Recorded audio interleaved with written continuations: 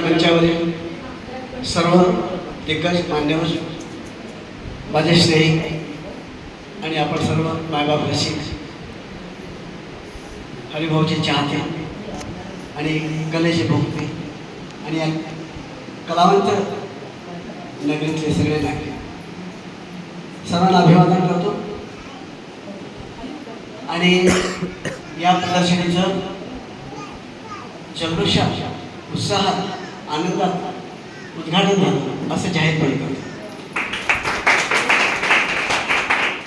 इतकी अनोखी प्रदर्शनं खूप बघण्यात येतात. मला तर आवडते प्रदर्शन बघण्याची. मुंबईला जहांगीर जिथे जिथे प्रदर्शन तिथे चित्रकलेचं असो, मूर्तिकलेचं असो, काही वेगळी प्रदर्शनं मला आणि माझ्या पत्नीला आमची हजेरी असलीच पाहिजे. बोलवलं नाही तरी आम्ही ज्यांनी स्कूलला वाटलं दरवर्षी आम्ही सरांना तिथल्या दिनला सांगतो म्हणजे आम्हाला बोलायची गरज नाही, आम्हाला कळलं पाहिजे की आम्ही आलो सोडून सांगतो. अशी आमची आवड आहे. गाण्याच्या व्यतिरिक्त सगळ्यात माझं जीवाभावाचं ठिकाण म्हणजे जे जे स्कूला बाहेरच्या परिसरामध्ये जाऊन बसणे, एखाद्या झाडाखाली जाऊन बसणे. इथे इतके मित्र झाले डीनपासून तर विद्यार्थ्यांपर्यंत, इतकं ते खऱ्या अर्थाने पवित्र ज्याला म्हणतो ते पवित्र ठिकाण गलेचं. अशी विश्रांती स्थळं असतात आयुष्यातली. तर अशा प्रदर्शनीचा अनोख्या वेगळ्या आगळ्या वेगळ्या प्रदर्शनीचं साक्षी होता हरीश चित्र बघतो आम्ही.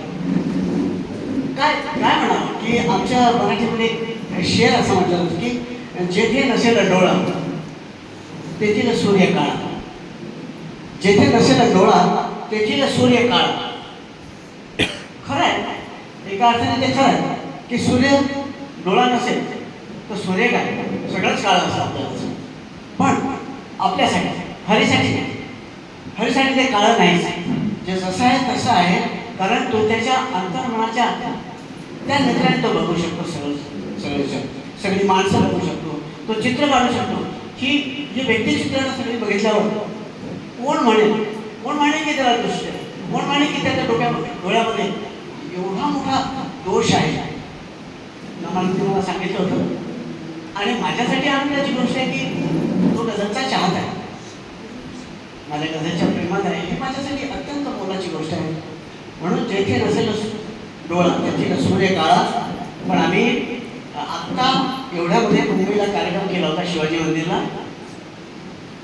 तर संकल्पना अशी होती माझी की मी गझल गाईन, पण माझ्यासोबत जे साथसंगत करतील, हार्मोनियम असेल, तबला असेल, व्हायोलिन असेल, गिटार असेल, ते सगळे जेवढे साथसंगतीला मी नेहमी वाद्य घेतो ॲकॉस्टिक वाद्य, ते सगळे कलावंत अंदाज असतील. सगळ्या अंधा कलावंतांनी माझ्यासोबत वाजवलं आणि अशी जी मैफिल आम्ही सादर केली शिवाजी मंदिरला. आता 1 महिन्यात झाली आणि आता हा योग आहे. आणि कोणी असं म्हणणार नाही की अंध कलावंत आहे तिने कसे सांगत करतील. गझल हा एक वेगळा प्रकार आहे. त्याचे पॉज आहेत, त्याच्या शब्दाचे अर्थानुसार बहलावे, बारकावे, ठहराव ह्यानुसार कसे करतील. कोणाला एक सेकंद एक शंकाचा जागा मिळाली, इतकी उत्कृष्ट संगीत त्या पोरांनी केली सगळ्या अंध कलावंत.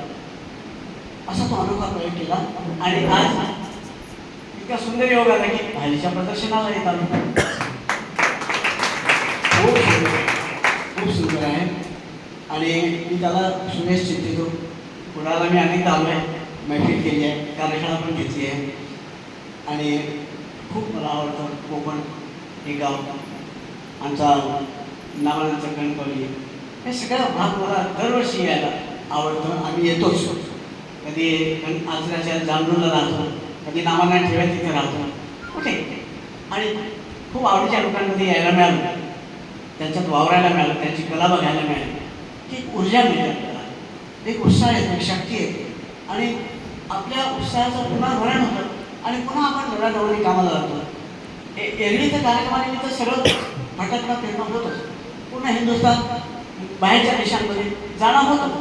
पण अशा आवडीच्या ठिकाणी जिथे जिव्हाळा आहे, जिथे कला आहे, जिथे कलेचा वास आहे, अशा ठिकाणी जायला मिळणं आणि तिथल्या रसिकांमध्ये, त्या कलावंतांमध्ये मिसळायला मिळणं हा एक आगळा वेगळा आनंद असतो. तो मी नेहमी अनुभवतो. आज तो प्रकर्षाने हरीच्या रूपाने परत अनुभवला. बस हरीची माझी पहिलीच भेट आहे, पण असं वाटलं नाही की तो मला पहिल्यांदा भेटला. त्यांनी जमा केलेलं हे शाळेत केलं. बालपणात जायला झालो, नावं वेगळी असतील. ते जे घोंगडी घेऊन आम्ही शेतात जायचो लहानपणी, तो नांगराचा फाळ, हे सगळ्या वस्तू आहेत. या लहानपणाच्या इथे नावं वेगळी असतील, पण थोड्या अधिक फरकाने त्या तशाच आहेत ज्या मी लहानपणी बघितल्या माझ्या बाबा. आणि आजही गावाला जातो तर हे सगळं अनुभवतो, सगळं मिसळतो, शेतीत जातो, काम करतो. आणि मातीशी जोडलेला राहणं, त्याचा जो आनंद आहे तो खूप मोठा आहे.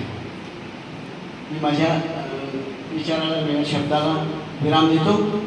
पण हल्लीच्या प्रेमाकथात एक नवीन कंपोजिशन गेलं, त्याच्या 2-4 ओळी म्हणून टाकतो. म्हणजे इथं आल्याचं मला समाधान मिळेल की मी आलो आणि बोललो आणि गेलो, असं नको व्हायला. मी गाणारा माणूस आहे, तर मी गायला पाहिजे थोडंसं तरी. बोलणं ते ओलसर नाही वाटलं, ओलसर वाटलं पाहिजे थोडं. म्हणून एक नवीन रचना म्हणजे 4-5 ओळी ऐकवतो, नवीन गझल आहे.